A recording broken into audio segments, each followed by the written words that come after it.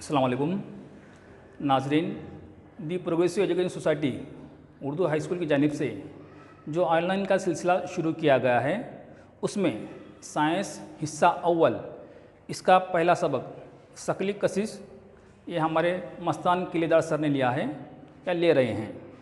अब मैं साइंस हिस्सा अव्वल का दूसरा सबक अनासिर की दौरी जमातबंदी या अनासिर की जमातबंदी इसके बारे में पढ़ाऊँगा। अनासिर की जमातबंदी, जैसा कि आप जानते हैं अनासिर किसे कहते हैं।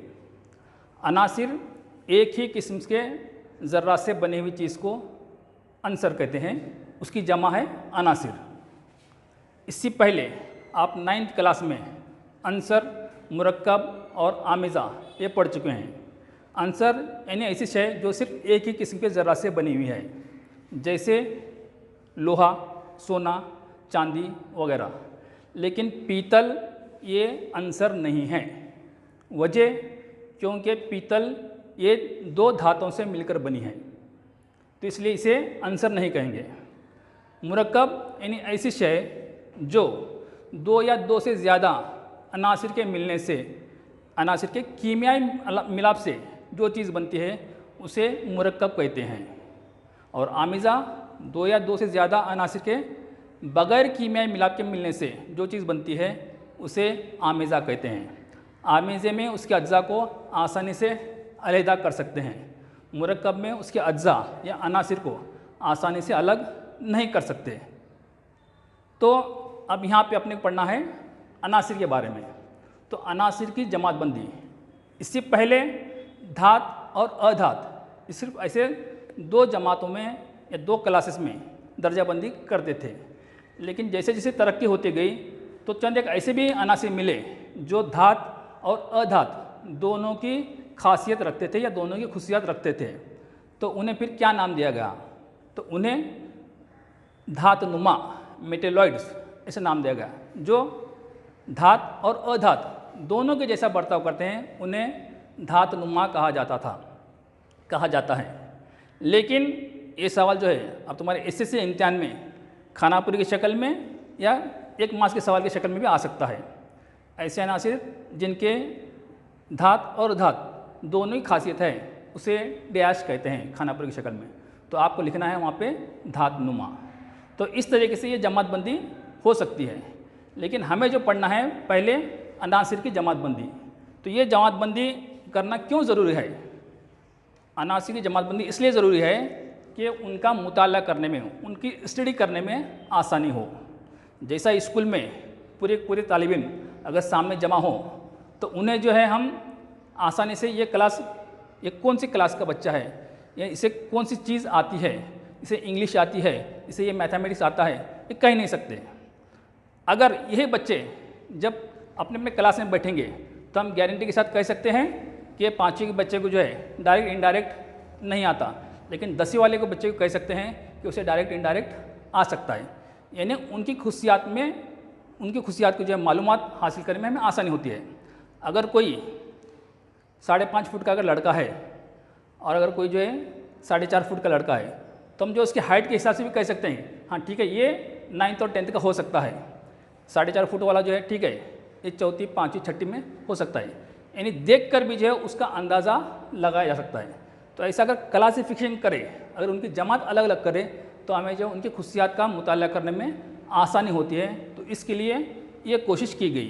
तो ये जमातबंदी की, अनासिर की जमातबंदी की कोशिश करने वाला पहला साइंसदान था दुबे रायनर। पहला साइंसदान था दुबे रायनर। दुबे रायनर ने तसलीस बनाई, एक जैसे खुशियात रखने वाले अनासिर का 3 का ग्रुप बनाया और वो 3 के ग्रुप को उसने नाम दिया तसलीस।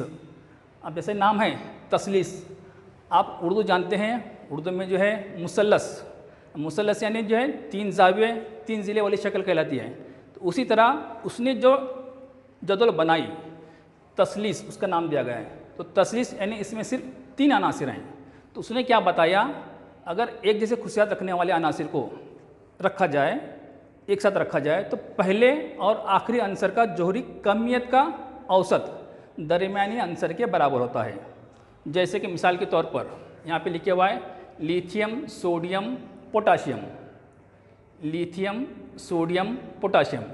लिथियम का जोहरी कमियत 6.9 है, सोडियम का 23 है और पोटाशियम का जो 39 है। पहले और आखिरी आंसर का जोहरी कमियत का औसत दरमियानी आंसर के बराबर होता है। अब उसकी मिसाल यहाँ पे उसी को मिसाल के तौर पर यहाँ पे लेंगे। लिथियम का है 6.9, सोडियम का जो है 23 है, पोटाशियम का जो है 39.1 है। अब इसका जो है औसत निकालने का है, पहले और आखिरी का औसत 6.9 और 39। चूँकि ये दो अनासिर हैं इसलिए उसे जो है तकसीम 2 से करने के बाद अगर ये दोनों की जो है जमा करके इसे 2 से तकसीम किया जाए, यानी इसका औसत निकाला जाए, तो दोनों की जमा होती है 46, उसे तकसीम 2 अगर करेंगे तो जवाब आता है 23। यानी ये 23 जो है दरमियानी आंसर के जोहरी कमियत के बराबर है। तो इस तरह से दुबे रायनर ने सबसे पहले औसत यानी जो है ये जमातबंदी करने की कोशिश की। तो उसके मुताबिक उसने जो है 3-4 ऐसे जो है तसलीस बनाए, जदौल बनाए, लेकिन बाद में ये इसका उसूल कामयाब नहीं हो सका। इसका उसूल क्या था? और एकसा खुशियात रखने वाले अनासिर की अगर 3-3 के अगर जदौल बनाया जाए तो पहले और आखिरी आंसर का औसत दरमियानी आंसर के बराबर होता है।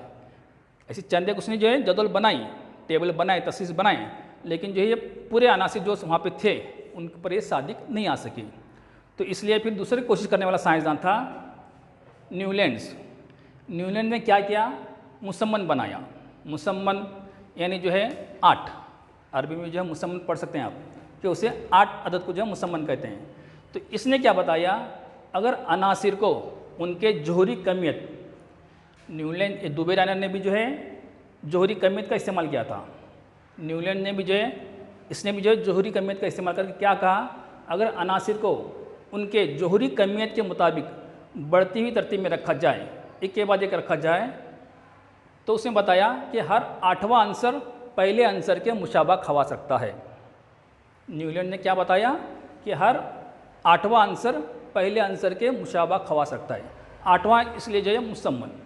तो यहाँ पे जो उसकी मिसाल यहाँ पे दी हुई है, hydrogen, lithium, beryllium, boron, carbon, nitrogen, oxygen, इनको जो तमाम को जो एक की लाइन में एक रखा जाए तो 8वां आंसर जो है वो पहले आंसर के मुशाबा या उसके जैसे खवास रखता था। तो ये 9वां आंसर दूसरे के जैसा, 10वां आंसर तीसरे के जैसा, यानी ये रिपीट होता गया। तो इसलिए उसने एक उसूल बनाया कि हर 8वां आंसर पहले आंसर के मुशाबा खवास रखता है। तो इस तरह से इसने भी जो है जदौल बनाई, ये भी चलती रही, लेकिन जो है उस वक्त के जो भी अनासिर पूरे दरियाफ्त थे उन पर यह सादिक नहीं आ सकी, सब पर यह लागू नहीं हो सकी। अनासिर खुशियात अलग अलग होने लगे। बहरहाल उसके बाद में एक और साइंसदान जिसे कहेंगे हम, उसका नाम था मेंडेलीव। इसने जमातबंदी की कोशिश की। इसने भी जो अपने तौर से जमातबंदी की।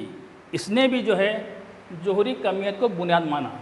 जोहरी कमियत, एटॉमिक मास, इसे बुनियाद मानकर इसने भी जो है दर्जाबंदी की। इसने उस वक्त जो भी अनासिर मालूम थे उनकी तमाम की जो उसने दर्जाबंदी भी की। लेकिन इसका उसूल क्या था? इसने भी जो है बुनियाद जोहरी कमियत को बनाया। न्यूलैंड्स की तरह इसने भी जो है एक के बाद में एक 8 आंसर इसने भी देखे। लेकिन न्यूलैंड्स क्या किया था? इसने जो एक उसूल बनाया था फिक्स, कि हर 8वां आंसर पहले के जैसा मुशाबा खवास रखता है।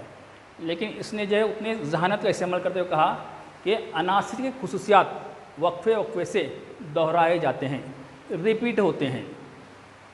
यहाँ पे जो है इसमें जो एक शर्त थी कि हर 8वां आंसर पहले के जैसा खुसूसियात रखता है, लेकिन इसने वो शर्त निकाली कि अनासिर के खुसूसियात रिपीट होते हैं, दोहराए जाते हैं। इस तरह से इसने अपना जो कुलिया यानी उसूल जो बनाया कि अनासिर की खुसूसियात अगर अनासिर को उनके जोहरी कमियत के मुताबिक तरतीब में रखा जाए तो उनके खुसूसियात दोहराए जाते हैं। तो इसलिए उसका जो है दौरी जदौल तैयार हुआ। इसने इसमें जो है 3 खाली जगह छोड़ी थी और उनका नाम जो है एका बोरान, एका एल्यूमिनियम, एका सिलिकॉन रखा।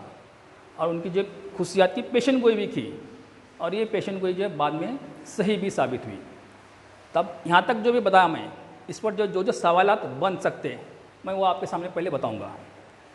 यानी पहले कोशिश करने वाला साइंसदान, ये सवाल जो है आपको जो है खानापुरी की शक्ल में भी आ सकता। दुबे रायनर ने डैश बनाया, तो आपको खानापुरी में लिखना है तसलीस बनाई। न्यूलैंड ने डैश बनाया, तो दौरी जदवल के हिसाब में मुसम्मन बनाया। और मेंडेलीव ने अपनी जो है दौरी जदवल बनाई। हर एक का जो सवाल ये भी आ सकता है कि इनकी बुनियाद, यानी दुबे रायनर, न्यूलैंड्स, मेंडेलीव, इनकी जमातबंदी की बुनियाद डैश पर थी, यानी जो है जोहरी कमियत पर थी, क्योंकि आगे जो आज जो दौरी जदवल चल रहा है उसकी बुनियाद जोहरी कमियत पर है। तो ये पहले के तीनों साइंसदान जो भी थे, इसकी बुनियाद जो है पूरी जो भी जमातबंदी की है, इसकी पूरी बुनियाद जो है जोहरी कमियत पर है। ये सवाल आपको जो है जोड़ियाँ लगा में भी आ सकता है। एक तरफ जो है साइंसदान के नाम रहेंगे और दूसरी तरफ जो है तसलीस, मुसम्मन, दौरी जदवल, ये हो सकता है। तो ऐसे नमूने से अलग अलग सवाल हो सकते हैं। तब जो है मेंडेलीव की तरफ वापस आएंगे। तो मेंडेलीव ने जो है दौरी जदवल जो बनाया, उसमें उसने बताया कि जो भी थे कॉलम, यानी उम्मुदी सुतून, ये जो भी हैं, इसे जो है खड़े खाने से कहेंगे। इनको जो है ग्रुप, यानी ऊपर से नीचे तक, और जो उफ़क़ी कतारें हैं इन्हें जो उसने नाम दिया दौड़। अब यहाँ पे ये जो भी है हाइड्रोजन, लिथियम, पोटाशियम, ये पूरे ऊपर से नीचे तक ऐसे जो भी कॉलम बन रहे हैं, ये ऐसे जो सुतून बन रहे हैं, इसे उसने नाम दिया ग्रुप, ऊपर से नीचे। और जो ऐसे आड़े थे, यानी उफ़क़ी थे, उन्हें कहा उसने दौड़। ग्रुप और दौड़, ये दो बातें यहाँ पे भी जो आपको सवाल आ सकता है कि जो है फ़र्क बताइए, ग्रुप और दौड़ में फ़र्क बताइए। ग्रुप किसे कहते हैं, दौड़ किसे कहते हैं? मेंडेलीव के दौरी जदवल में पाए जाने वाले उम्मुदी सुतून को ग्रुप कहते हैं। मेंडेलीव के दौरी जदवल में पाए जाने वाले उफ़क़ी कतारों को दौर कहते हैं। फ़र्क बताई भी हो सकता है, किसे कहते भी हो सकता है। ये दोनों सवालात हो सकते हैं। इस तरह से मेंडेलीव ने अपनी जमातबंदी की और उसने जो है 3 खाली जगह भी छोड़ी थी, यानी वो अनासिर की खुशियात के हिसाब में पेशेंट गोया की थी। ये जो भी हैं ये ट्राइड के हिसाब में था। और यहाँ पे जो है ये 3 खाली जगह के हिसाब में यहाँ पे तो नहीं है, लेकिन यहाँ आगे जो है खाली जगह हैं, तो इसके हिसाब से उसने 3 खाली जगह छोड़ी। एका बोरॉन, यानी बोरॉन से पहले, एका एल्यूमिनियम और एका सिलिकॉन। 3 अनासिर की उसने पेशेंट गोया की कि ऐसे ऐसे नमूने का अनासिर रहेगा, ऐसे नमूने का आंसर मिलेगा, उसकी खुशियात ऐसे नमूने करेंगे। मिसाल के तौर पर ये जल्दी पिघलने वाला और जो है इसका रंग जो है पीले से हरे तक हो सकता। तो बाद में वो अनासिर दरियाफ्त किए और बाद में वो जो है सही भी साबित हुए। यानी कोई जल्दी पिघलने वाला, कोई देर से पिघलने वाला, नुक्ते पिघलाओ, नुक्ते उबाल, ये ऐसे उसने खुशियात बयान की थी, कसाफत भी बयान की थी। ये पूरे के पूरे जो है बाद में सही साबित हुए।